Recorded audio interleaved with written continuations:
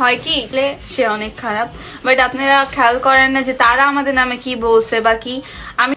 আপনারা ঘুরে দেখেন যে তার আগে আমাদের আর এই ভিডিও ছাড়াও আগে কিছু বলছে নাকি।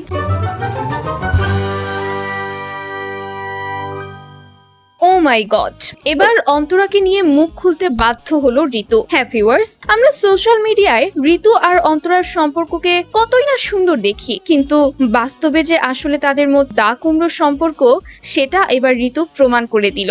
অন্তরা তার সাথে যা যা করেছে সবকিছু নিয়ে এবার মুখ খুলেছে ঋতু। হ্যাঁ ভিউয়ার্স, অন্তরা একটা স্বার্থপর মেয়ে। ও নিজের স্বার্থের জন্য ইয়াসিন আর মিথিলাকেও রাকিব ভাইয়ার থেকে দূরে করেছিল, এমনকি মেহেদি ভাইয়াকেও দূরে করেছে এই অন্তরা ভাবি। আমার ভাই একটু কম বোঝে, অন্তরার প্রতি ও একটু বেশি দুর্বল, তাই তো সেই সুযোগটা কাজে লাগিয়ে অন্তরা আমার ভাইয়ের জীবন থেকে সবাইকে দূরে করে দিয়েছে, এমনকি আমাকেও আমার ভাইয়ের থেকে দূরে করে দিয়েছে। হ্যাঁ ভিউয়ার্স, ঠিক এরকম ভাবেই অন্তরাকে নিয়ে মুখ খুলেছে ঋতু। শুধু তাই নয়, ঋতু আরো জানায় অন্তরা ভাবি নিজের স্বার্থ ছাড়া কিছুই বোঝে না। ভাইয়া আর ভাবি কানাডায় চলে গেল, আমি বলেছিলাম আমি ওখানে সেটেল হব, আমি ওখানে পড়াশোনা করব। আমার ভাই রাজিও ছিল, কিন্তু এই অন্তরা ভাবি আমাকে সাথে নেয়নি, আমার ক্যারিয়ারটাই নষ্ট করে দিল। এর আগে আমার ভাই একবার জেলে গিয়েছিল, প্রায় 7 দিনের মতো ও জেলে ছিল। তখন এই অন্তরা ভাবি অন্য ছেলের সঙ্গে ফষ্টি নষ্টি করেছে, ধরাও খেয়েছিল, কিন্তু তারপরেও আমরা সবাই ওকে ক্ষমা করে দিয়ে মেনে নিয়েছিলাম। কিন্তু ও যে আসলে